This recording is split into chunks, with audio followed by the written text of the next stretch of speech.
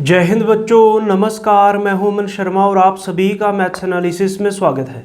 इस वीडियो में हम लोग पढ़ने वाले हैं क्लास 10th जेके बोर्ड का मॉडल क्वेश्चन पेपर को सॉल्व करेंगे और सेक्शन सी है हमारे पास। आइए समझे सेक्शन सी के क्वेश्चन नंबर 1 को, मतलब मॉडल क्वेश्चन के क्वेश्चन नंबर 27 को। तो क्वेश्चन नंबर 27 क्या है? If A and B are, आपको पॉइंट ए और पॉइंट बी गिवन है। पॉइंट ए कितना है -2, -2 एंड पॉइंट बी कितना है 2, -4 रिस्पेक्टिवली। Find the coordinates of the point P.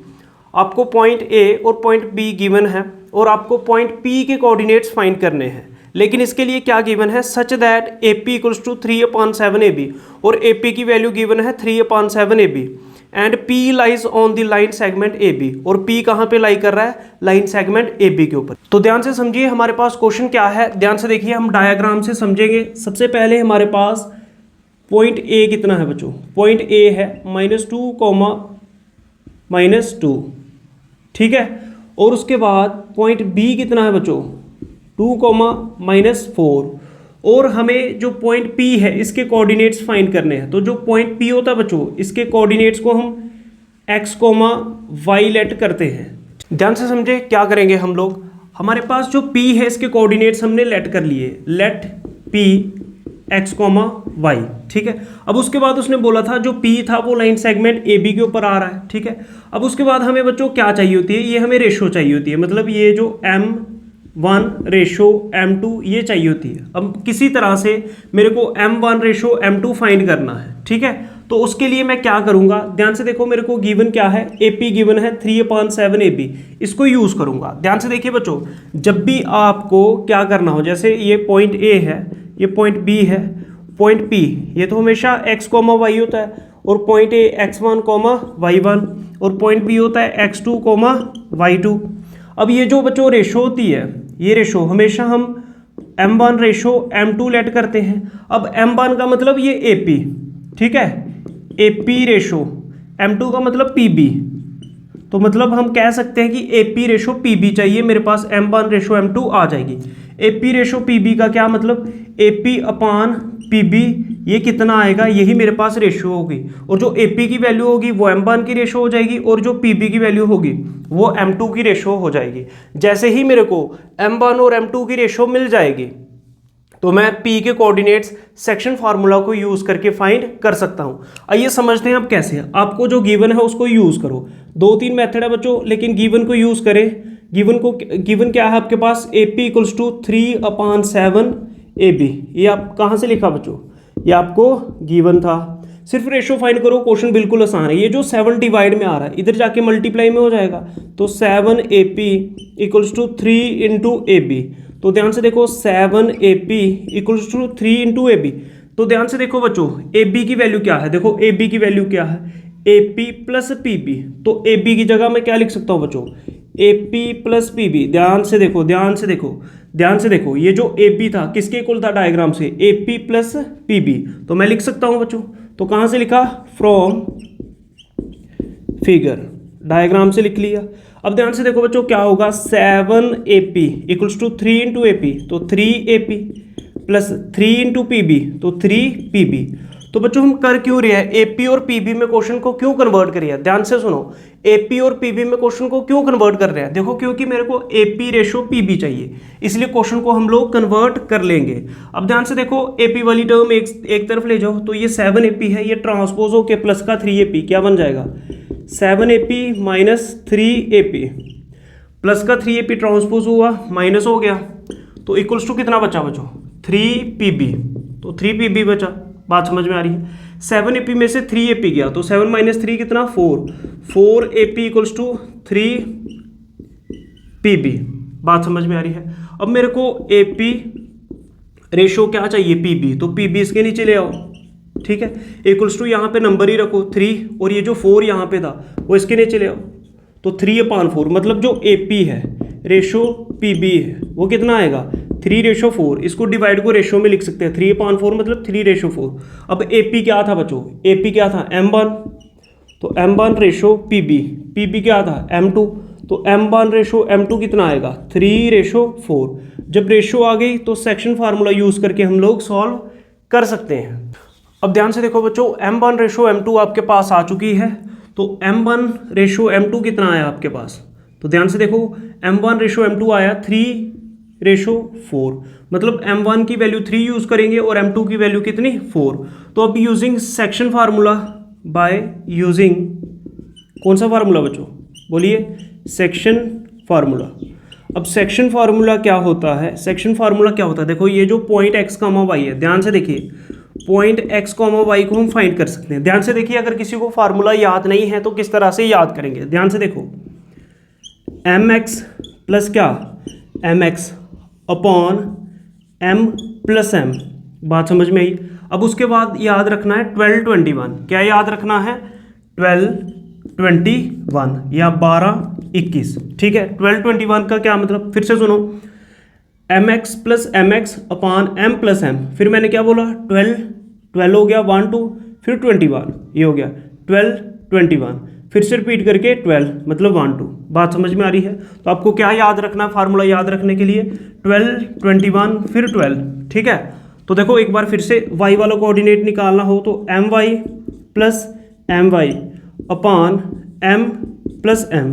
तो क्या याद रखेंगे? 12, 21, फिर 12, मतलब यहाँ पे m1, यहाँ पे y2।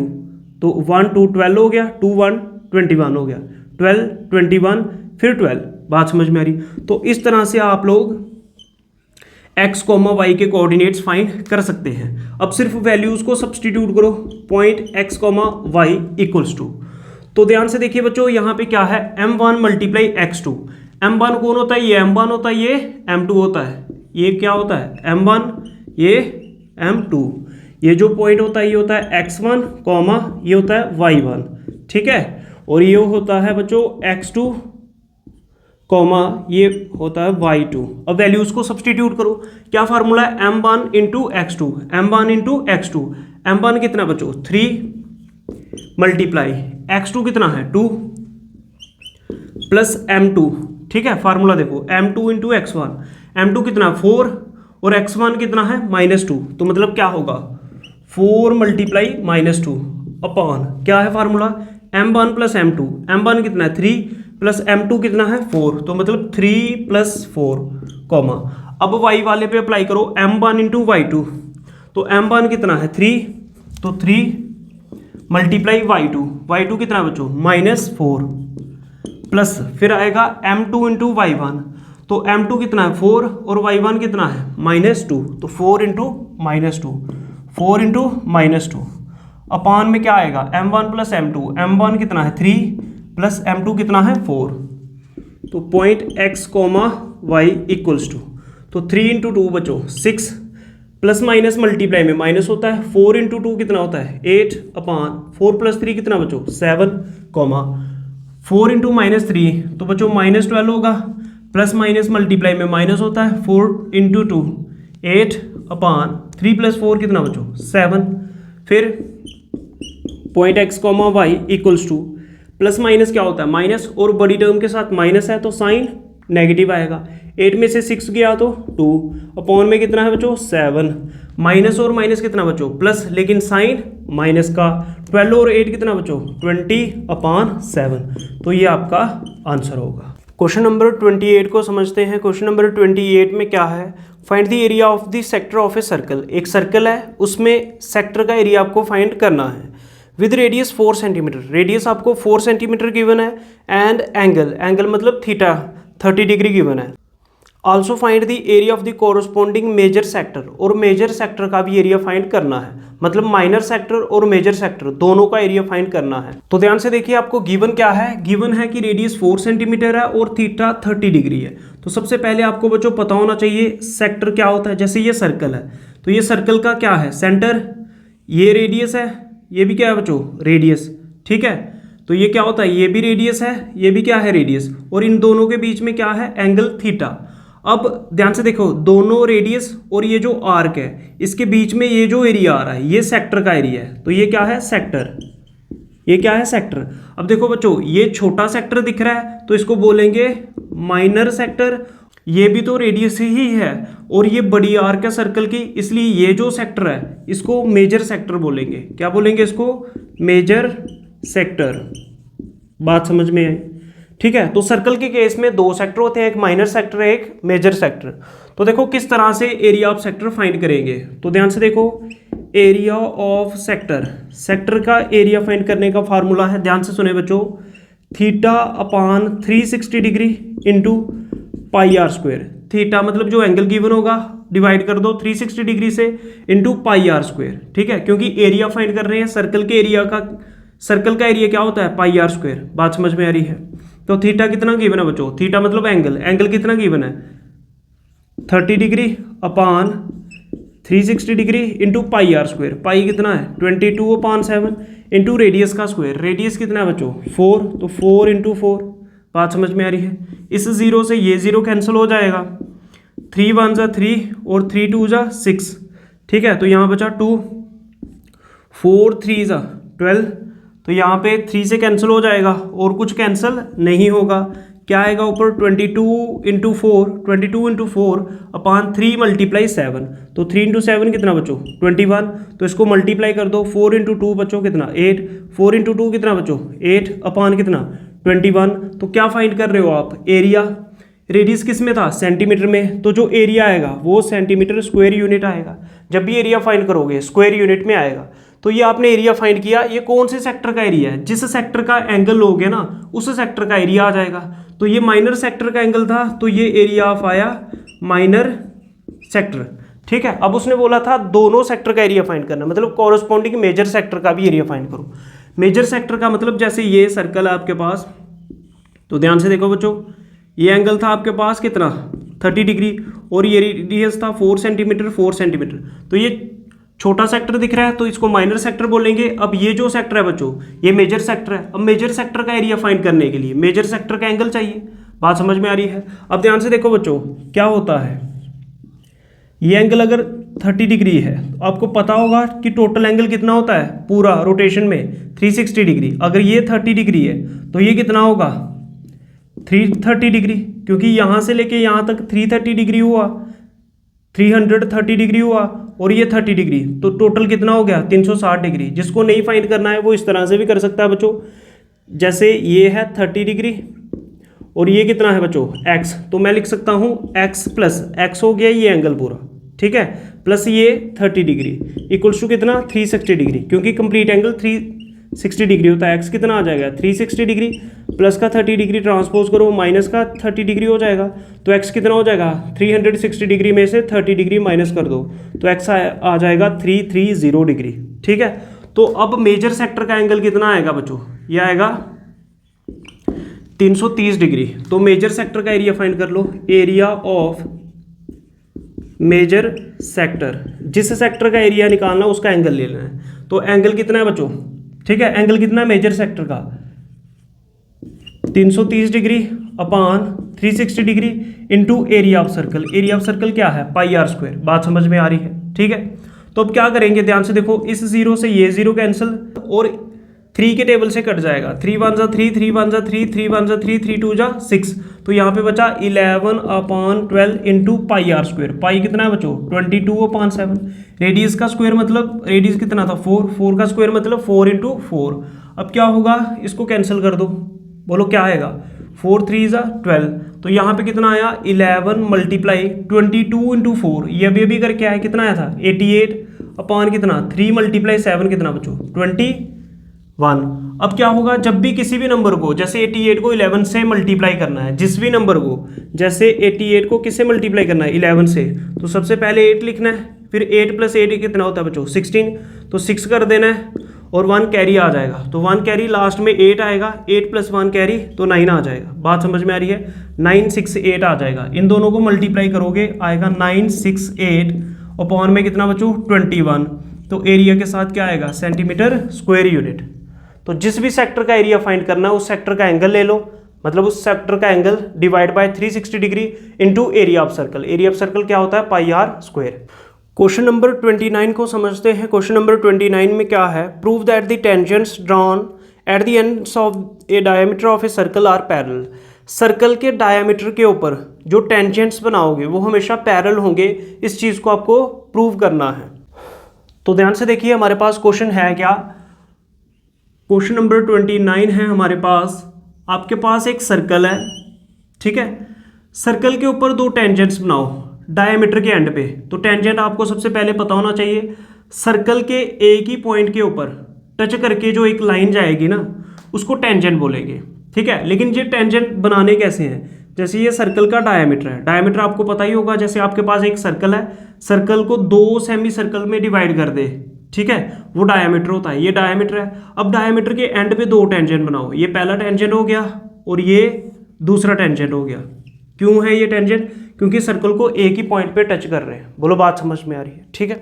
अब देखो क्या है, क्वेश्चन क्या है। जैसे ये सर्कल है, ये सर्कल का डायमीटर है और डायमीटर के एंड पे जो दो टेंजेंट्स बनाओगे ये पैरेलल होने चाहिए, इसको प्रूव करना है। तो जैसे मैं इनको कुछ नाम दे देता हूँ। जैसे इस डायमीटर को नाम दे देते हैं ए बी। ए बी आपका क्या है? डायमीटर, ठीक है। सी डी ये टेंजेंट है। ई एफ ये दूसरा टेंजेंट है। बोलो बात समझ में आ रही है? और सर्कल का सेंटर जो है उसको ओ मान लेते हैं। तो सबसे पहले आपको लिखना है गिवन। गिवन में क्या है? तो सबसे पहले आपको गिवन लिखना है। गिवन में मैंने क्या लिखा? A circle with centre O. हमारे पास एक सर्कल है जिसका सेंटर ओ है। A B is the diameter of circle. इस सर्कल का डायमीटर कौन है? A B. C D and E F, ये है सी डी और ये क्या है? E F. ये क्या है? Are two tangents at the end of a diameter of a circle. Circle के जो डायमीटर है उसके एंड पॉइंट के ऊपर हमने दो टेंजेंट बनाए। ये आपका आ गया गिवन। अब लिखते हैं टू प्रूव। गिवन के बाद लिखा जाता है टू प्रूव। टू प्रूव का मतलब कि आपको करना क्या है, चाहिए क्या, प्रूव करना क्या चाहते हो। आपको प्रूव करना है कि ये जो दोनों टेंजेंट्स हैं ये क्या है? आपस में पैरेलल। तो आपको प्रूव करना है कि जो सी डी है ये किसके पैरेलल है बच्चों? ई एफ के।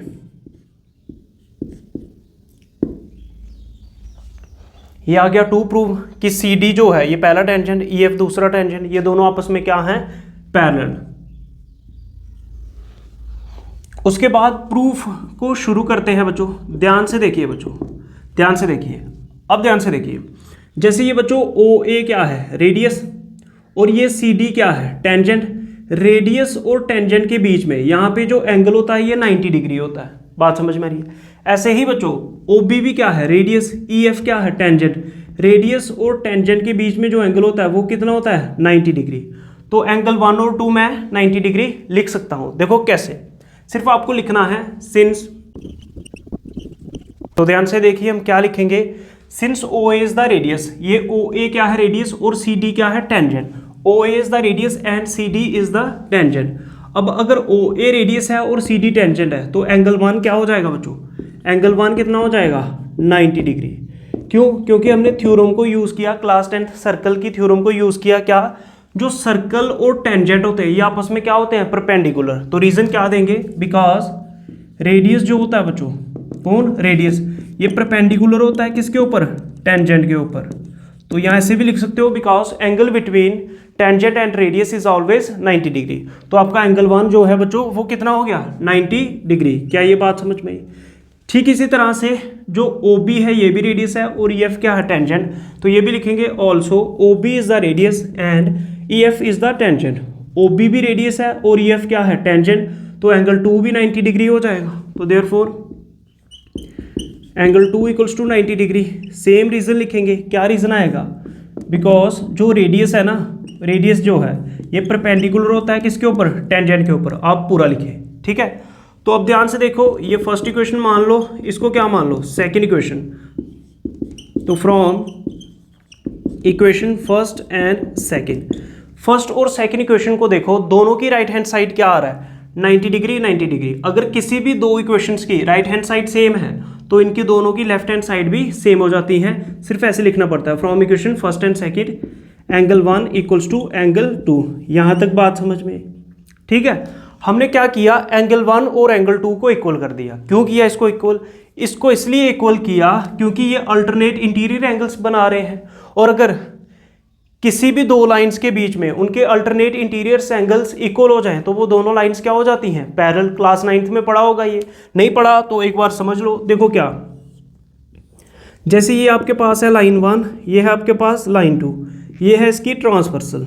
अब अगर यहाँ पे एंगल 1 है, मान लो यहाँ पे एंगल 2, तो अगर if angle 1 equals to angle 2, अगर कभी भी एंगल 1 और एंगल 2 इक्वल है, किसी भी तरह से एंगल 1 और एंगल 2 क्या है बच्चों, इक्वल है, मतलब ये अल्टरनेट इंटीरियर एंगल्स अगर इक्वल हैं तो ये जो दोनों लाइंस होंगी बच्चों ये भी पैरेलल होंगी।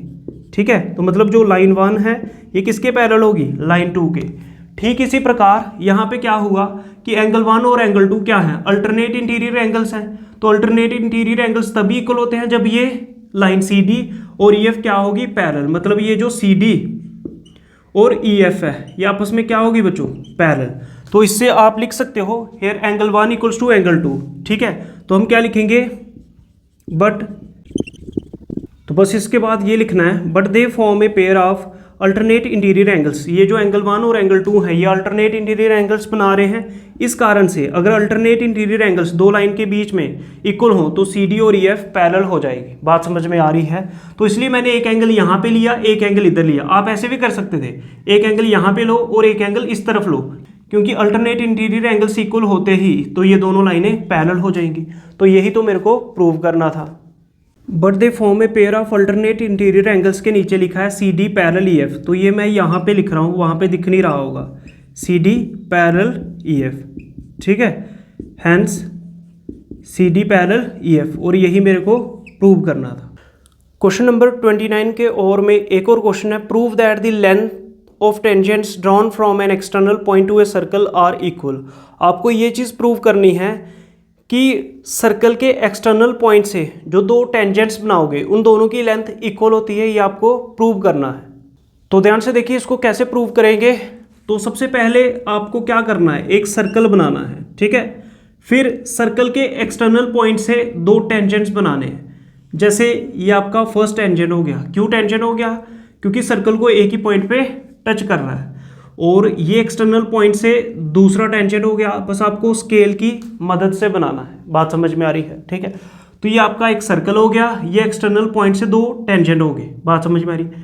ये सर्कल का सेंटर हो गया, और ये आपका रेडियस हो गया, और ये भी रेडियस हो गया। जैसे मैं इसको ओ ए बी, ओ ए भी रेडियस है और ओ बी भी क्या है बच्चों, रेडियस है। दो रेडियस हो गए, और मान लो एक्सटर्नल पॉइंट को P मान लेते हैं, और पी ए क्या है, टेंजेंट, पी बी भी क्या है बच्चों, टेंजेंट। और आपको प्रूव क्या करना है कि ये जो टेंजेंट की लेंथ है, मतलब पी ए और पी बी दोनों क्या है, इक्वल है। तो आइए सबसे पहले लिखें गिवन को। अब लिखते हैं गिवन को। अब देखते हैं कि गिवन में हमने क्या लिखा। गिवन में क्या लिखा, ए सर्कल विद सेंटर। हमारे पास एक सर्कल है जिसका सेंटर क्या है, O A comma O B, O A comma O B are radii of circle. तो ये सर्कल के क्या है, रेडियस हैं। एक हो तो रेडियस बोलते हैं, दोनों को इकट्ठे लिखा तो मैंने रेडियाई लिख दिया। ठीक है, रेडियस सिंगुलर के लिए यूज होगा और रेडियाई प्लूरल के लिए। ठीक है, उसके बाद P A comma P B, P A और पी बी क्या हैं, are two tangents drawn from an external point P. External point P से पी ए और पी बी दो टेंजेंट्स ड्रॉन किए हमने। उसके बाद प्रूव क्या करना है, टू प्रूव में क्या करना है, आपको ये प्रूव करना है कि जो पी ए और पी बी है ये दोनों इक्वल हैं, कि जो टेंजेंट की लेंथ है ये इक्वल है। पी ए और पी बी क्या करना है बच्चों, इक्वल प्रूव करना है।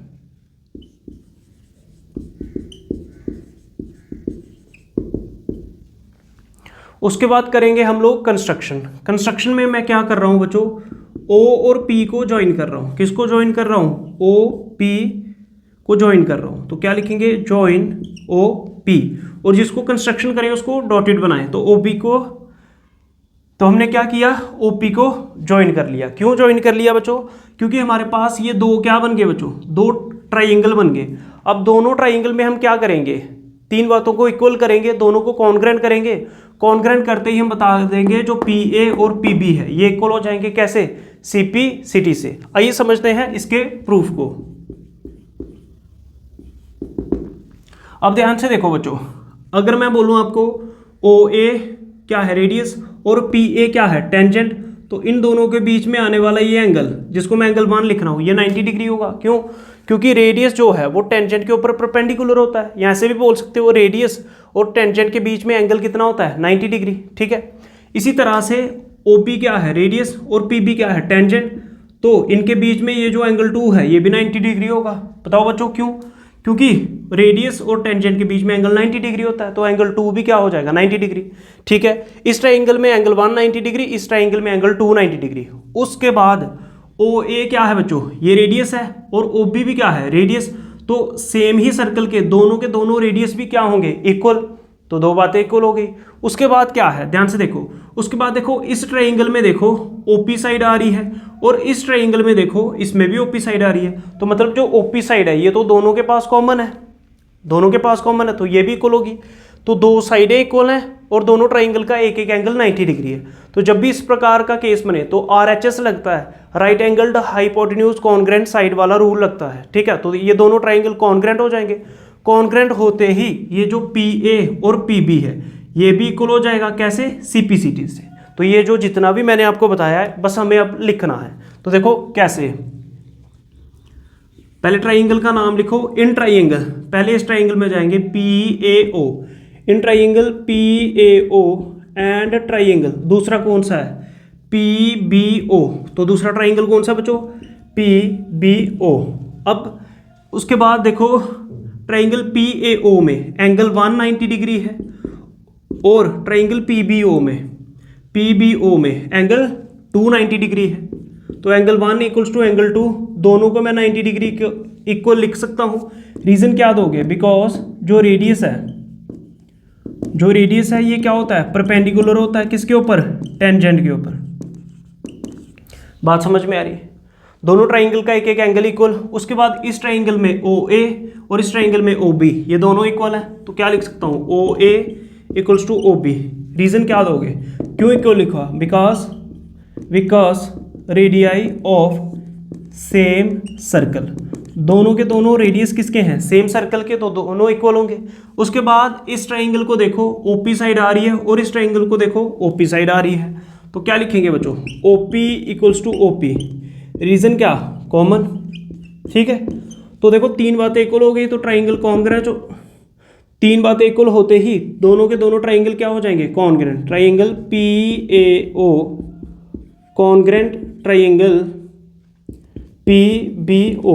बात समझ में आ रही है, ठीक है, ये कॉन्ग्रेंट का साइन होता है। तो ये दोनों ट्राइंगल कॉन्ग्रेंट हो गए, कौन से रूल से, RHS। ठीक है, जब भी एक 90 डिग्री एंगल आए, दोनों ट्राइंगल का एक एक एंगल 90 डिग्री का हो और दो साइडें इक्वल हो, तो RHS से कॉन्ग्रेंट होते हैं दोनों के दोनों ट्राइंगल।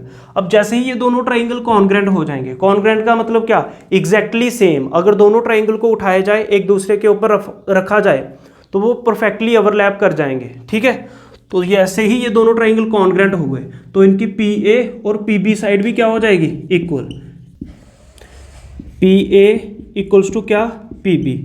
तो यही मेरे को प्रूव करना था कि PA PB के इक्वल आए। बस रीजन क्या लिखेंगे, CPCT से PA और PB दोनों इक्वल हो जाएंगे। क्वेश्चन नंबर 31 में क्या है, D is a point on side BC of triangle ABC। आपके पास एक ट्राइंगल है ABC, कोई बात नहीं, हम बना लेंगे। ट्राइंगल बना लिया आपने बच्चों, कौन सा, ABC, तो कोई बात नहीं, ये ट्राइंगल हो गया ABC। अब उसने क्या बोला उसके बाद, D is a point on the side BC। अब BC साइड ये है, तो BC साइड के ऊपर एक पॉइंट है D, तो D पॉइंट बना लिया। ठीक है, अच्छा, उसके बाद such that angle ADC, angle ADC, तो एंगल ADC कैसे बनेगा बच्चों, A को D से पहले ज्वाइन करना पड़ेगा, ADC मतलब इस एंगल की बात कर रहा है, angle ADC equals to angle BAC। ये जो एंगल है, ये वाला एंगल, ठीक है, ये जो एंगल ADC है, ये एंगल किसके इक्वल है, एंगल BAC के। BAC का मतलब ये पूरा एंगल, BAC का मतलब ये पूरा एंगल, पूरा। बात समझ में आ रही है, ठीक है, तो ये हो गया। अब शो दैट CA का square equals to CB into CD। CA का स्क्वायर ये है, CA का square equals to CB into CD, CB into CD। तो ये मेरे को प्रूव करना है। तो सबसे पहले मैं लिख लेता हूं कि गिवन में मेरे पास है क्या क्या। अब ध्यान से देखो हमारे पास है क्या, फिर से एक बार क्वेश्चन को देख लो। ट्राइंगल ABC हमें गिवन था, इसमें एंगल ADC, ये वाला एंगल, मतलब जो सेंटर में आए उसकी बात हो रही थी। एंगल ADC में एंगल D, मतलब ये वाला एंगल किसके इक्वल है, एंगल BAC के। BAC का मतलब BAC मतलब ये पूरा एंगल, ठीक है, ये दोनों इक्वल है। और शो दैट का मतलब टू प्रूव करना क्या है, जो सी ए का स्क्वायर है, ठीक है, इसको C B into C D करना है। तो देखो टू प्रूव से ही बच्चों आपको पता चलेगा कि आपको करना क्या है, ये सी ए का स्क्वायर है, ठीक है, बात समझ में आ रही है। अब ध्यान से देखो, अब उसके बाद आता है बच्चों प्रूफ। अब आपको कैसे पता चलेगा कि मेरे को कौन से ट्राइंगल लेने हैं, तो ये आपको पता चलेगा कहाँ से, टू प्रूफ से। तो ध्यान से देखो क्या आ रहा है, सी ए का स्क्वायर, तो सी ए का स्क्वायर तो मतलब सी ए डी, ये ट्राइंगल ले लूंगा तो सी ए मिल जाएगा। ध्यान से देखना बच्चों, सी ए डी अगर मैं ट्राइंगल ले लूँ तो एक बार सी ए मिल जाएगा मेरे को, लेकिन यहाँ पे है सी ए का स्क्वायर, तो मतलब सी ए 2 बार चाहिए। तो दूसरी बार कौन सा ट्राइंगल लेना पड़ेगा, सी ए बी। तो जब मैं सी ए बी ट्राइंगल लूंगा तो सी ए एक बार और मिल जाएगा, तो 2 बार सी ए मिल गया तो काम हो गया मेरा, तो सी ए का स्क्वायर मिल जाएगा। देखो कैसे, तो क्या लिखेंगे, इन ट्राइंगल सी ए डी, इन ट्राइंगल क्या बच्चों, C A D and triangle, दूसरा ट्राइंगल क्या है, सी ए बी। ध्यान से देखियो, दूसरा ट्राइंगल क्या है, सी ए बी। तो ये 2 बार क्यों ट्राइंगल लिया, ये ट्राइंगल क्यों लिए 2, क्योंकि सी ए एक बार यहाँ से मिल जाएगा, सी ए एक बार यहाँ से मिल जाएगा और मेरे पास सी ए का स्क्वायर आ जाएगा। उसके बाद क्या चाहिए, सी बी और सी डी। तो देख लो सी बी, सी और बी, सी और डी भी आ रहा है, तो मैं प्रूव कर दूंगा। देखो कैसे करेंगे, ध्यान से देखते जाओ। पहले ट्राइंगल सेलेक्ट अच्छे से करना, जो चाहिए वही ट्राइंगल लेने हैं। अब देखो इन दोनों ट्राइंगल में कोई 2 एंगल इक्वल कर दो तो दोनों सिमिलर हो जाएंगे। सिमिलर होते ही कॉरस्पॉन्डिंग साइड्स की रेशो में प्रोपोर्शनल लिख सकता हूं। देखो कैसे, अब देखो जो सी ए डी ट्राइंगल है, सी ए डी ट्राइंगल है, इसका ये वाला एंगल, और जो सी ए बी ट्राइंगल है इसका ये एंगल है, ये दोनों तो आगे ही इक्वल है, ये गिवन है मेरे को। तो क्या लिखूंगा, एंगल, ये वाला एंगल, ठीक है, ये एंगल मेरे को किसके इक्वल गिवन है, इस एंगल के। तो इसको जैसे मैं नाम दे दूं एंगल 1 मान लो, नहीं एंगल 1 मानना तो उसने गिवन दिया आपको, ठीक है। देखो क्या गिवन दिया उसने, ये वाले एंगल को क्या लिखा उसने, एंगल ए डी सी। क्या लिखा है, angle A D C equals to angle, ये एंगल इस छोटे ट्राइंगल का ये एंगल, और बड़े ट्राइंगल का क्या angle, B A C equals to angle B A C. ये दोनों इक्वल कहाँ से हुए बच्चों, ये गिवन था, ठीक है, हमने लिख लिया क्योंकि गिवन था। उसके बाद एक एंगल और इक्वल कर दो तो आपका ट्राइंगल सिमिलर हो जाएगा। अब देखो ध्यान से, सी ए डी ट्राइंगल में ये एंगल आ रहा है और सी ए बी ट्राइंगल में भी ये एंगल आ रहा है, तो मतलब ये जो एंगल सी है ये तो दोनों के पास कॉमन है। तो क्या लिख दूंगा, angle C equals to angle C. Reason क्या दोगे, क्योंकि ये एंगल क्या है, कॉमन है। तो 2 एंगल इक्वल होते ही तो ये दोनों ट्राइंगल क्या हो जाएंगे, similar. Therefore triangle C A D, ध्यान से देखिए बच्चों, सिमिलर ढंग से लिखना है, triangle C A D similar triangle. C A D similar होगा किस ट्राइंगल के, अब जो एंगल जिसके इक्वल है ना उसी के सामने लिखना है। तो एंगल सी किसके इक्वल है, एंगल सी के, तो यहाँ पे एंगल सी फर्स्ट में लिखा है, यहाँ पे भी एंगल सी फर्स्ट में आएगा। अब इसका एंगल डी किसके इक्वल है, जो सेंटर में होता है, इसके सेंटर में एंगल कौन है, डी, इसका सेंटर में एंगल कौन है, ए, तो मतलब एंगल डी किसके इक्वल है, ए के। तो इसका लास्ट में क्या लिखा है, डी, तो इसका लास्ट में ए लिखना पड़ेगा। बात समझ में आ रही है, ठीक है, बात समझ में आ रही है। अब सी भी लिख दिया, ए भी लिख दिया, सी भी लिख दिया, ए भी लिख दिया, इसका कौन सा एंगल बचा, बी, तो बी सेंटर में आ जाएगा। एक बार फिर से रिपीट करता हूं, सिमिलैरिटी को ढंग से लिखना होता है। देखो कैसे, जो एंगल इस ट्राइंगल का इस ट्राइंगल के इक्वल होगा उस एंगल को उसी के सामने लिखना होता है। देखो कैसे, इस ट्राइंगल का एंगल सी और इस ट्राइंगल का एंगल सी दोनों इक्वल थे। इस ट्राइंगल में एंगल सी फर्स्ट पोजीशन पे आ रहा था, तो दूसरे ट्राइंगल में भी एंगल सी फर्स्ट पे ही रखना पड़ेगा क्योंकि एंगल सी और सी इक्वल है। उसके बाद इस ट्राइंगल का एंगल डी और इस ट्राइंगल का एंगल ए इक्वल है, क्योंकि जैसे उसने गिवन है सेंटर वाला एंगल इक्वल होता है, ये एंगल डी और ए इक्वल है। इसमें डी मैंने लास्ट में लिखा, तो इसमें भी जो डी के इक्वल है वो लास्ट में लिखना पड़ेगा। डी के इक्वल था ए, तो ए को लास्ट में लिखा, ठीक है, बात समझ में आ रही। अब इस ट्राइंगल में बच गया एंगल बी, तो बी कहाँ पे आएगा, सेंटर वाली पोजीशन बची है तो सेंटर में आ जाएगा। तो ये दोनों ट्राइंगल सिमिलर हो गए, कौन से रूल से, bye angle similarity rule.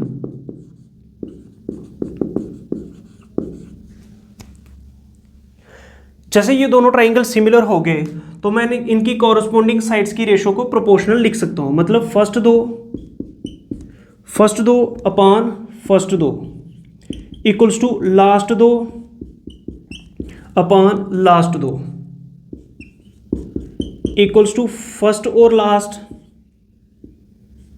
Upon first और लास्ट। बात समझ में आई?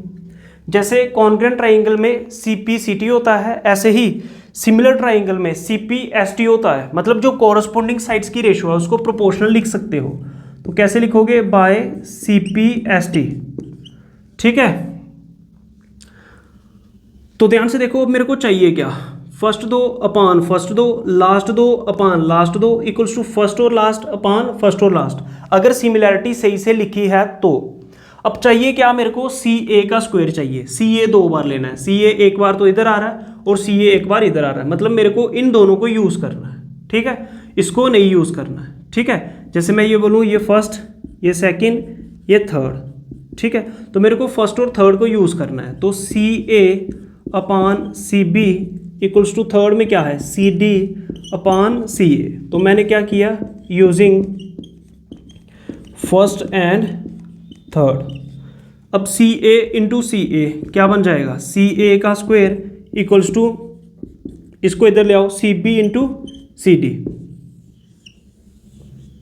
ठीक है, ये डिवाइड में है, इधर जाके मल्टीप्लाई हो जाएगा। सी ए इंटू सी ए का square equals to C B into C D. ठीक है, और देखो यही चीज़ मेरे को प्रूव करनी थी, सी ए का square equals to C B into C D. Video को लास्ट तक देखोगे तो काफ़ी चीज़ें समझ में आएंगी। यही चीज़ मेरे को प्रूव करनी थी, बस लिख दो हैंड्स प्रूव्ड। क्वेश्चन नंबर 32 है हमारे पास। क्वेश्चन नंबर 32 में क्या है? Prove that 3 + 2√5 is irrational. हमें 3 + 2 टाइम्स √5 को इरेशनल प्रूव करना है। Prove that 3 + 2 times √5 is irrational. हमें क्या प्रूव करना है? इसको इरेशनल। जब भी इरेशनल प्रूव करने के लिए बोले आप उसको रैशनल लेट कर लो। तो स्टेप फर्स्ट में क्या करेंगे? तो हम लेट कर लेंगे, लेट 3 + 2 टाइम्स √5 इज रैशनल। जो बोल रहा है उसका उल्टा लेट करना है। लास्ट में यही गलत आ जाएगा। मेथड ऑफ कॉन्ट्राडिक्शन से प्रूव होते हैं ऐसे क्वेश्चन। ठीक है, तो 3 + 2 टाइम्स √5 को हमने क्या मान लिया? रैशनल। अब जब इसको मैंने रैशनल नंबर मान लिया तो 3 + 2 टाइम्स √5 जो रैशनल है, तो इसको मैं a अपान b की फॉर्म में लिख सकता हूँ, where b not equals to 0। बात समझ में आ रही है? अगर ये बच्चों रैशनल नंबर है तो रैशनल नंबर को a अपान b की फॉर्म में लिख सकते हैं, मतलब p अपान q की फॉर्म में लिख सकते हैं। ठीक है, तो ये अगर रैशनल लेट किया है तो रैशनल को तो a अपान b की फॉर्म में लिख सकते हैं, और b 0 नहीं होना चाहिए, मतलब जो डिनोमिनेटर है वो 0 नहीं होना चाहिए, नीचे वाली टर्म 0 नहीं बननी चाहिए। और a और b यहाँ पे को प्राइम है, वेयर यहाँ पे a और b क्या है बच्चों? को प्राइम है। a और b क्या है? को प्राइम। को प्राइम का मतलब कि a और b में कोई भी कॉमन फैक्टर नहीं है 1 को छोड़ के, मतलब a और b फर्दर आगे डिवाइड नहीं हो सकते। को प्राइम का मतलब इनके बीच में कॉमन फैक्टर नहीं है। बात समझ में आ रही है? ठीक है, जैसे एग्जांपल से समझा दूं आपको बच्चों, को प्राइम का क्या मतलब? जैसे 15/20 है तो ये रैशनल नंबर है, लेकिन देखो अभी इनके बीच में कॉमन फैक्टर आ रहा है। कॉमन फैक्टर का मतलब कि कोई किसी कॉमन नंबर से ये डिविजिबल है। 5 3 = 15, 5 4 = 20। अब देखो यहाँ पे 5 इनको कॉमन फैक्टर था, तो 5 × 3 15, 5 4 = 20, तो ये कैंसिल होके अब ये जो नंबर बने ये दोनों अब को प्राइम है। क्यों? क्योंकि अब ये 1 के अलावा किसी के भी टेबल में नहीं आएंगे। कॉमन मतलब दोनों के दोनों एक साथ। ठीक है, जैसे ये दोनों 5 से कट गए, अब ऐसे ही ये दोनों किसी भी और नंबर से कटेंगे नहीं। ठीक है, 1 को छोड़ के। तो ये को प्राइम में क्या होता है? सिर्फ कॉमन फैक्टर 1 आता है और कुछ नहीं आता। आगे क्वेश्चन को समझते हैं। अब हमारे पास है ये क्वेश्चन। अब देखो मैं क्या करूंगा, मैंने माना क्या है? रैशनल। अब मैं इसको गलत प्रूव करूंगा। उसके लिए क्या करूंगा? मैं इस तरफ सिर्फ रूट वाली टर्म को रखना होता हमें, जो इरेशनल नंबर हमें पता है। जैसे √5 क्या होता है बच्चों? आपको पता है कि जो √5 है ये तो इरेशनल होता है। ठीक है, √5 क्या होता है? √5 क्या होता है? इरेशनल नंबर होता है। तो जो इरेशनल नंबर है वो इधर रखेंगे। ठीक है, तो देखो कैसे, ध्यान से सुनना। तो यहाँ पे बचेगा बच्चों 2√5 equals to a upon b, plus का 3 ट्रांसपोज करवा दो तो माइनस का 3 आ जाएगा। 2√5 इक्वल्स टू, इसको सॉल्व कर लो, कुछ नहीं है नीचे तो 1 × a बच्चों, a बीच में माइनस है तो b × 3 कितना बच्चों? 3b अपान b × 1 कितना बच्चों? b। अब देखो नेक्स्ट स्टेप में मैं क्या करूँगा, ये जो 2 मल्टीप्लाई में आ रहा है रूट के साथ, इसको मैं इसके डिवाइड में भेज दूंगा, मतलब a अपान 3b अपान ये जो 2 मल्टीप्लाई में है इसको डिवाइड में ले जाओ। तो 2 जब यहाँ पे रूट के साथ मल्टीप्लाई में है, डिवाइड के साथ b के साथ जाके क्या बना लेगा? 2b। तो आपने क्या प्रूव कर दिया यहाँ से नेक्स्ट स्टेप में, मतलब ये जो रूट है मैं इसके डिवाइड में ले गया। बात समझ में आ रही है? ठीक है, तो देखो क्या हो गया, जो आपका √5 है वो किसके इक्वल आ रहा है, a minus 3b upon 2b। ठीक है, अब आपको पता है √5 क्या होता है, ठीक है, वी नो, आपको पता है कि √5 क्या होता है, इरेशनल। √5 क्या होता है, इरेशनल। तो √5 की जगह क्या लिख सकते हो, इरेशनल इक्वल्स टू, अब देखो ये जो, जैसे मैं इस पूरी टर्म को, जैसे a माइनस 3b को मान लो मैं पूरा x मान लूँ और 2b को क्या मान लूँ, y मान लूँ, तो ये तो आपका x अपान y आ गया। तो x अपान y ऐसे फ्रैक्शन में ये तो रेशनल नंबर होता है। क्या होता है बच्चों, ये तो रेशनल नंबर होता है। मतलब a minus 3b upon 2b को मैं क्या लिख सकता हूँ, रेशनल। ठीक है, ये बच्चों रफ में है, इसको ऐड नहीं करना एग्जाम में। ठीक है, अब देखो इरेशनल किसके इक्वल आ रहा है, रैशनल के, लेकिन इरेशनल और रैशनल कभी इक्वल नहीं होते, तो ये गलत आ रहा है। तो इरेशनल इक्वल्स टू रैशनल, तो क्या लिखोगे, विच इज नॉट ट्रू, जो सही नहीं है, ये सही नहीं है। तो ये गलत क्यों आ रहा है, क्योंकि आपने स्टार्टिंग में माना ही गलत है। Which is not true, therefore our assumption, जो आपने लेट किया है, इज रॉन्ग।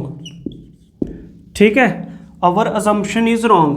अवर अजम्पशन क्या, जो आपने लेट किया है शुरू में कि 3 + 2√5 इरेशनल है, ये जो आपने लेट किया ना, ये गलत है। क्यों गलत है, इसी को मेथड ऑफ कॉन्ट्राडिक्शन बोलते हो, क्योंकि यहाँ पे गलत रिजल्ट तभी आ रहा है क्योंकि माना गलत है। बात समझ में आ रही है, तो इसकी वजह से प्रूव हो जाएगा, हैंस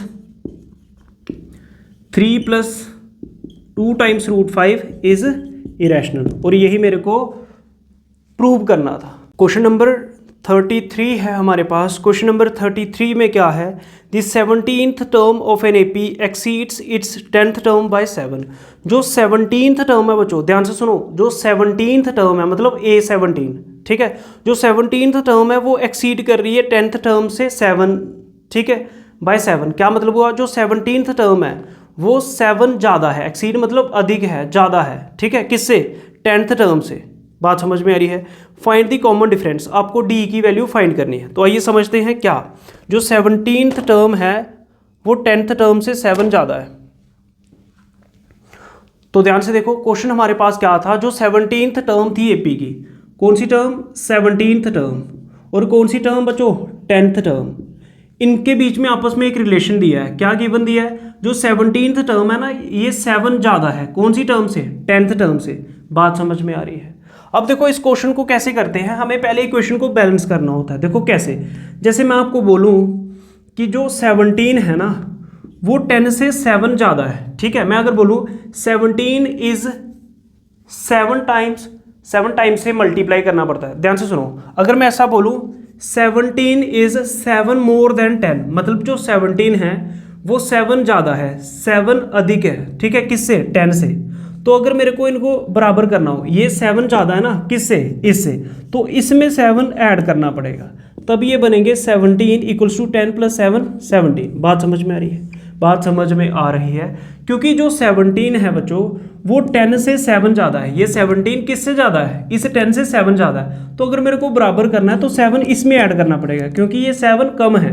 अब जब इसमें भी 7 ऐड हो गया, ये आगे 7 ज़्यादा था, तो दोनों के दोनों क्या हो जाएंगे, इक्वल। ऐसे बैलेंस करके क्वेश्चन करना पड़ता है। अब देखो यहाँ पे तो एपी में क्या लगेगा, यहाँ पे जो 17th टर्म है ना, और जो एपी की 10th टर्म है, जो 17th टर्म है ये 7 ज़्यादा है, किससे, 10th टर्म से। अब मेरे को इनको बराबर करना है, ये आगे 7 ज़्यादा है इससे, तो बराबर करना होगा तो 7 10th टर्म में ऐड करना पड़ेगा। बात समझ में आ रही, क्योंकि ये 7 कम था, ठीक है। तो अब जो A17 है इसको लिख सकते हैं बच्चों A + 16D। जितनी भी टर्म निकालनी हो, जैसे A17 निकालना तो A + 16D, एक कम के साथ D लिखना होता है, और A10 निकालना है तो क्या आ जाएगा, A + 9D + 7, ये आ गया। ये कहाँ से लिखा बच्चों, अकॉर्डिंग टू क्वेश्चन। बात समझ में आ रही है। अब ध्यान से देखो बच्चों, ये फार्मूला मैं कौन सा यूज़ कर रहा हूँ, ध्यान से देखो, ये फार्मूला यूज़ किया मैंने AN का, क्या होता है, A + n-1 × D। अब इधर आप 17 रखो तो क्या आ जाएगा, A + 17 - 1 कितना, 16D। तो इस फार्मूले से आता है ये। अब ध्यान से देखो, इक्वल्स टू के आमने सामने सेम वैल्यू कैंसिल हो जाती है, ये प्लस का A कैंसिल हो जाएगा, यहाँ पे बचा 16D प्लस का 9d ट्रांसपोज कर दो, माइनस का 9d इक्वल्स टू यहाँ पे क्या बचा 7। अब 16 माइनस 9 तो कितना बचेगा बच्चों 7d इक्वल्स टू 7। तो d कितना आ जाएगा 7, मल्टीप्लाई का 7 डिवाइड में आ जाएगा, 7 इंटू 1 7, ठीक है। तो d कितना आ गया 1, यही उसने फाइंड करने के लिए बोला है। d मतलब कॉमन डिफरेंस, a मतलब फर्स्ट टर्म। क्वेश्चन नंबर 33 के और में एक और क्वेश्चन है, find the sum of first 22 terms of an AP. तो आपको एपी की पहली 22 टर्म का सम फाइंड करना है, तो मतलब S22 फाइंड करना है, ठीक है। उसके बाद इन विच d इक्वल्स टू 7, d मतलब कॉमन डिफरेंस आपको गिवन है 7, ठीक है। एंड 22 जो 22nd टर्म है वो 149 दी है, तो 22nd टर्म क्या, 22 वाली टर्म क्या A22, तो ये कितना गिवन है आपको 149। अब ध्यान से देखो मेरे पास है क्या, S22 फाइंड करना है, कॉमन डिफरेंस गिवन है और 22 वाली टर्म मेरे को 149 गिवन है। अब जो A22 है तो इसको क्या लिख सकते हो, A plus 21D equals to 149। बात समझ में आ रही है, जितनी भी टर्म होगी D के साथ एक कम आ जाएगा, 22 है तो 21D, A आएगा, ये आएगा किस फार्मूले से, इस फार्मूले से, AN का formula, A plus n minus 1 into D. बात समझ में आ रही है, a plus 21 into D, D कितना गिवन है बच्चों 7 इक्वल्स टू 149, ठीक है।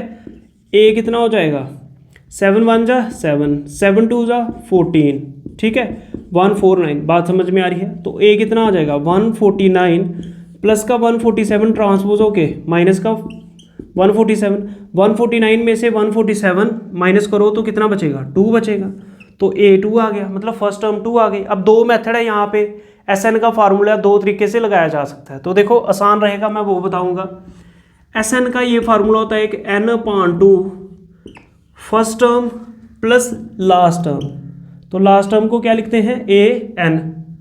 बात समझ में आ रही है, तो SN, n मतलब नंबर ऑफ टर्म्स कितनी है 22, क्योंकि S22 फाइंड करना है, n/2, n कितना है बच्चों 22/2, first term plus last term, first term a कितना है बच्चों आपका 2 प्लस लास्ट टर्म an का मतलब n कितना है बच्चों 22 है यहाँ पे, तो A22, तो क्या हो जाएगा S22 इक्वल्स टू 2 11 जा 22, तो यहाँ बचा 2 प्लस A22, तो लास्ट टर्म यहाँ पे क्या थी 22, तो A22 कितना है 149, 22वीं टर्म लिखनी थी बच्चों, तो S22 इक्वल्स टू 11 मल्टीप्लाई, इन दोनों को प्लस कर लो 149 प्लस 2, तो कितना आ जाएगा 151।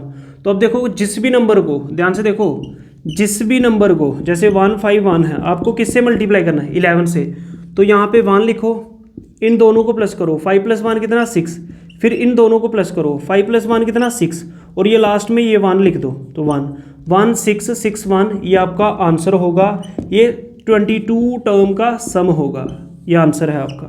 क्वेश्चन नंबर 34 है हमारे पास, ए डाई इज थ्रोन वंस, ठीक है। आपने एक बार लूडो वाली जो डाई होती है उसको रोल किया, तो देखो सबसे पहले सैंपल स्पेस बना लेना है डाई के केस में। अब जो सैंपल स्पेस क्या होता है, टोटल पॉसिबल आउटकम। जब आप किसी भी लूडो की डाइस को रोल करोगे, या तो 1 आ सकता है, या 2 या 3 या 4 या 5 या 6, ये जो पॉसिबल आउटकम है, टोटल पॉसिबल आउटकम जो होती है वही सैंपल स्पेस होती है, ठीक है। तो डाइस के केस में क्या आ सकता है, या 1 या 2 3 4 5 6, तो ये आपने लिख लिया सैंपल स्पेस, ठीक है। उसके बाद क्या है, उसके बाद क्या है, a dice thrown once find the probability of getting a prime number. आपको फर्स्ट पार्ट में प्रोबेबिलिटी फाइंड करनी है किसकी, प्राइम नंबर्स की, ठीक है। और सेकंड पार्ट में प्रोबेबिलिटी फाइंड करनी है, सेकंड पार्ट में प्रोबेबिलिटी फाइंड करनी नंबर लाइंग बिटवीन 2 and 6। कौन से नंबर, नंबर बिटवीन 2 and 6, 2 और 6 के बीच में जो नंबर आ रहे हैं उसकी प्रोबेबिलिटी, टोटल पॉसिबल आउटकम्स, तो कितने हो गए बच्चों 6। उसके बाद प्राइम नंबर्स, तो देखो मैं इस तरफ लिख रहा हूँ, तो प्राइम नंबर्स कितने हैं यहाँ पे, प्राइम नंबर्स, ठीक है, प्राइम नंबर्स कितने हैं, ठीक है। तो इस केस में देखो प्राइम नंबर्स कितने हैं, तो प्राइम नंबर्स कौन कौन से हैं, जिनके दो फैक्टर बने, एक 1 के साथ और एक अपने टेबल के साथ, वो है 2 3 और 5, ठीक है। 4 क्यों नहीं है? क्योंकि 4 1 के टेबल में भी आता है, 2 के टेबल में भी आता है, 4 के टेबल में, इसके 3 फैक्टर बनने हैं। वो नंबर लेने हैं जिनके 2 ही फैक्टर बने, एक 1 के साथ और एक अपने टेबल के साथ, ठीक है, उन्हें प्राइम नंबर बोलते हैं। तो वो कौन से हैं? 2, 3 और 5। तो प्राइम नंबर्स कौन से हैं बच्चों? यहाँ पे 2, 3 और 5, ठीक है। तो यहाँ पे देख लो फेवरेबल केस कितना हुआ, 1 2 3, तो 3 प्राइम नंबर आ रहे हैं। अब जब प्रोबेबिलिटी प्राइम नंबर की फाइंड करोगे तो फार्मूला होता है favourable outcomes upon total outcomes. आप पूरा लिखिए, फेवरेबल आउटकम्स मतलब कि प्राइम नंबर कितने आ रहे हैं। तो कितने हैं प्राइम नंबर? 3 ही है, तो आ जाएगा 3 अपॉन टोटल आउटकम। टोटल कितने केस थे बच्चों? 6, तो 3 अपॉन 6 आएगा। 3 1 ज़ा 3, 3 2 ज़ा 6, तो 1 अपॉन 2 प्रोबेबिलिटी आ जाएगी। अब आपको लिखने हैं नंबर लाइंग बिटवीन 2 एंड 6। 2 और 6 के बीच में आने वाले नंबर लिखो। नंबर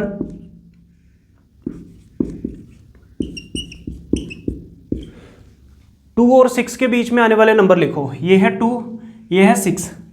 2 और 6 के बीच में आने वाले नंबर बताओ कौन से हैं? 2 और 6 के बीच में मतलब 3 है, 4 है और 5 है। बिटवीन मतलब इनके बीच में। 2 और 6 के बीच में आने वाला नंबर 3, 4, 5। बिटवीन में ना ये लेना होता है ना ये, यही नंबर लेने होते हैं। ये होते हैं बिटवीन वाले नंबर 3, 4, 5। क्या क्या है? 3, 4, 5। तो कितने हैं यहाँ पे फेवरेबल आउटकम्स? कितने हैं? 1 2 3, यहाँ पे भी 3 है। तो नंबर लाइंग बिटवीन 2 एंड 6, इसमें favourable outcomes upon total outcomes. जब भी प्रोबेबिलिटी निकालनी है, फाइंड करनी है, टोटल केस टोटल आउटकम नीचे लिखना है, मतलब डिनोमिनेटर में लिखना है। बात समझ, न्यूमिनेटर में क्या लिखना है? जो फेवरेबल केस है जिसके बारे में पूछ रहा है। फेवरेबल आउटकम्स क्या है? 3 आ रहे हैं, ठीक है, अपॉन टोटल आउटकम कितने थे बच्चों? 6। तो 3 × 1 3 और 3 2 ज़ा 6, तो 1 अपॉन 2 आ रहा है। क्वेश्चन नंबर 30 को देखते हैं। क्वेश्चन नंबर 30 हमारा रह गया था, तो इसको भी सॉल्व कर लेते हैं। क्वेश्चन नंबर 30 में क्या है? Prove that if a line divides any 2 sides of a triangle in the same ratio then the line must be parallel to the third side. तो क्वेश्चन क्या है आपके पास? आपको ये प्रूव करना है कि अगर कोई लाइन डिवाइड कर रही है ट्राइंगल की कोई 2 साइड्स को सेम रेशो में, वो जो लाइन होगी वो मस्ट बी पैरेलल होनी चाहिए थर्ड साइड के। तो क्या मतलब हुआ? ध्यान से देखो। तो देखो आपके पास है एक ट्राइंगल गिवन है आपको। सबसे पहले एक ट्राइंगल गिवन है, कोई बात नहीं, आपने बना लिया ट्राइंगल। ट्राइंगल ABC, यहाँ पे पॉइंट ले लो D, यहाँ पे ले लो पॉइंट E, ठीक है। आपको गिवन क्या है? ध्यान से देखो, गिवन है आपके पास है ट्राइंगल ABC, आपने बना लिया। अब इसमें क्या है? ट्राइंगल की जो 2 साइड्स है ना, ये सेम रेशो में आ रही है, मतलब AD upon DB equals to AE upon EC। तो मतलब ट्राइंगल की जो 2 साइड्स हैं ये सेम रेशो में आ रही हैं। अब प्रूव क्या करना है कि ये जो थर्ड साइड है, मतलब ये जो DE है, ये इसके पैरेलल प्रूव करनी है। तो गिवन आ गया ये। और 2 प्रूव क्या है? ध्यान से देखो, 2 प्रूव क्या करना है कि ये जो DE है ये पैरेलल होनी चाहिए किसके बच्चों? BC के। क्या यहाँ तक बात समझ में? अब गिवन लिख लिया, 2 प्रूव लिख दिया। गिवन में क्या है? साइड्स 2 सेम रेशो में आ रही हैं। प्रूव क्या करना है कि ये जो DE है ये पैरेलल है BC के। बात समझ में आ रही है? अब उसके बाद गिवन भी लिख लिया, 2 प्रूव भी लिख लिया। अब कंस्ट्रक्शन करते हैं। कंस्ट्रक्शन में हम क्या करेंगे? हम शुरू में ऐसा मान लेते हैं क्या कि DE जो है BC के पैरेलल नहीं है, और हम अपनी मर्जी से कोई एक और लाइन बना रहे हैं जिसको मैं DF लिख रहा हूं, जो पैरेलल है BC के, ठीक है। ये मैं कंस्ट्रक्शन से बना रहा हूं कि ये पैरेलल है किसके? BC के। तो हम क्या कर लेंगे? Let DE is not parallel किसके? BC के। मैंने ये मान लिया कि DE BC के पैरेलल नहीं है। और कौन पैरेलल है? जो हमने ड्रा की, ड्रा DF पैरेलल। DF मैंने अपनी मर्जी से पैरेलल ड्रा कर ली किसके बच्चों? BC के, ठीक है। कंस्ट्रक्शन से DE किसके? DF किसके पैरेलल ड्रा कर ली? BC के। अब देखो, अगर मैं प्रूफ करूं क्वेश्चन को, तो इन ट्राइंगल ABC ट्राइंगल में DF किसके पैरेलल है बच्चों? BC के। कैसे? बाय कंस्ट्रक्शन, ठीक है। अगर DF पैरेलल है किसके? BC के। अगर DF पैरेलल है BC के बाय कंस्ट्रक्शन, तो मैं AD upon DB equals to AF upon FC लिख सकता हूं। तो क्या लिख सकते हैं, A D upon D B equals to A F upon F C. कौन से रूल से, बाय बेसिक प्रोपोर्शनैलिटी थ्योरम। बात समझ में आ रही है, बात समझ में आ रही है, ठीक है। उसके बाद देखो बच्चों, इसको मैं फर्स्ट इक्वेशन मान रहा हूँ और इसको मैं सेकंड इक्वेशन मान रहा हूँ। फर्स्ट और सेकंड इक्वेशन को देखो, देखो बेसिक प्रोपोर्शनैलिटी थ्योरम क्या कहती है कि अगर ट्राइंगल में, ध्यान से देखो, ये साइड इसके पैरेलल है तो मैं इसको सेम रेशो में लिख सकता हूँ। अगर ये पैरेलल है, अगर ये दोनों पैरेलल हैं तो मैं A D upon D B equals to A E upon E C लिख सकता हूँ। अगर एफ है तो A F upon F C भी लिख सकता हूँ। बेसिक प्रोपोर्शनैलिटी थ्योरम होती है ये। अब देखो फर्स्ट और सेकंड इक्वेशन को देखो, दोनों की लेफ्ट हैंड साइड इक्वल आ रही है तो राइट हैंड साइड भी इक्वल हो जाएगी। तो क्या लिखेंगे, from equation first and second. First और सेकंड इक्वेशन में देखो लेफ्ट हैंड साइड सेम है तो इनकी राइट हैंड साइड भी सेम होगी। तो A E upon E C equals to A F upon F C. क्या ये बात समझ में आई? अगर इन दोनों की लेफ्ट हैंड साइड सेम है तो इनकी राइट हैंड साइड भी सेम होगी। तो हमारे पास क्या है, ध्यान से देखिए, मेरे पास आ गया A E upon E C equals to A F upon F C. तो ध्यान से देखिए क्या आ गया, A E upon E C equals to A F upon F C, ठीक है। अब देखो मेरे को किसी तरह से क्या करना है, मेरे को ये प्रूव करना है, ध्यान से देखो, मेरे को किसी तरह से ये प्रूव करना है कि ये जो डी एफ और जो डी ई वाली लाइन है, जैसे डी एफ वाली लाइन है और जो डी ई वाली लाइन है, ठीक है, कौन सी, डी ई वाली लाइन है, ठीक है, ये दोनों अलग नहीं है, ये दोनों एक ही दूसरे के ऊपर आ रही है, मतलब कोइंसाइड कर रही है। तो ये मैं कैसे प्रूव कर सकता हूँ, मेरे को इसके लिए एफ सी और ई सी दोनों इक्वल करना पड़ेगा। क्या करना पड़ेगा, एफ सी और ई सी को इक्वल करना पड़ेगा, ठीक है। अगर एफ सी और ई सी इक्वल हो जाएगा तो ये जो लाइन मैंने बनाई है ये इसी के ऊपर आ जाएगी, और डी एफ अगर आपने पैरेलल बनाई है तो डी ई भी पैरेलल हो जाएगी, क्योंकि ये दोनों कोइंसाइड कर रही है। बात समझ में आ रही है कुछ? तो इसके लिए मेरे को क्या करना पड़ेगा, देखो किस तरह से मैं कर सकता हूँ कि ई सी और एफ सी इक्वल आ जाए, ठीक है। ई सी और एफ सी क्या हो जाए, ई सी और एफ सी इक्वल आ जाए। ये तभी इक्वल आ सकता है जब ये लाइन इसके ऊपर कोइंसाइड कर रही हो। तो इसके लिए मेरे को दोनों साइड ऐड करना पड़ेगा 1। तो दोनों साइड में 1 को ऐड कर लूंगा। क्यों करूंगा 1 को ऐड, ध्यान से देखिए, देखो क्या बन जाएगा, A E upon E C plus 1 equals to A F upon F C plus 1।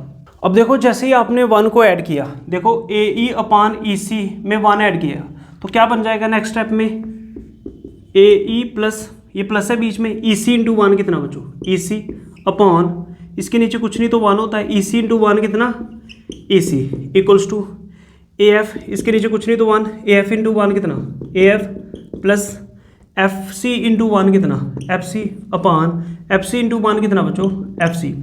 1 add मैंने इसलिए किया क्योंकि मेरे को पता था ए ई प्लस ई सी, ध्यान से देखो ए ई प्लस ई सी, ये पूरा ए सी बन जाएगा, ठीक है। तो ए ई प्लस ई सी कितना बन जाएगा, A C upon E C equals to A F plus F C, A F plus F C, तो ये भी पूरा ए सी बन जाएगा। तो ए सी अपॉन एफ सी, तो इक्वल्स टू क्या, आमने सामने सेम वैल्यू क्या होगी, कैंसिल हो जाएगी।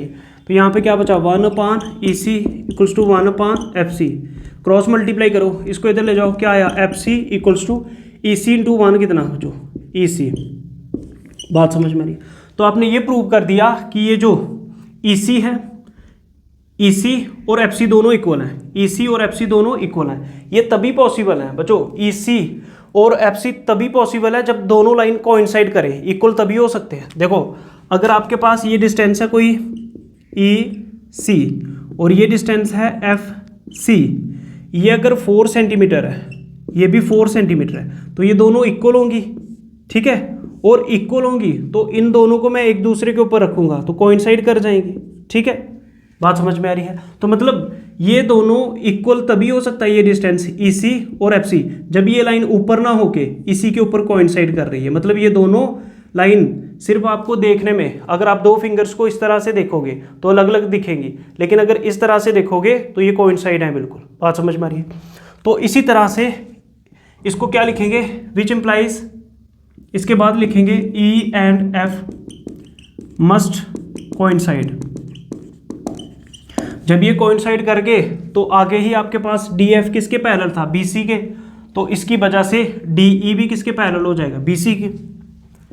इसकी वजह से डी ई किसके पैरेलल हो जाएगा, बी सी के। ठीक है, क्योंकि डी एफ तो आगे ही पैरेलल थी, जब उसके ऊपर कोइंसाइड कर गई तो बी सी भी पैरेलल हो जाएगी, जो आपने स्टार्टिंग में मानी थी कि नहीं पैरेलल है बी सी के। तो ये हमारे पास सेक्शन सी का सोल्यूशन था, class 10th JK board model question paper issued by solve paper. अगर आपको मैथ्स एनालिसिस की ये वीडियोस अच्छे लग रहे हैं तो वीडियो को लाइक करो, शेयर करो, चैनल को सब्सक्राइब करो। जय हिंद, जय भारत, नमस्कार।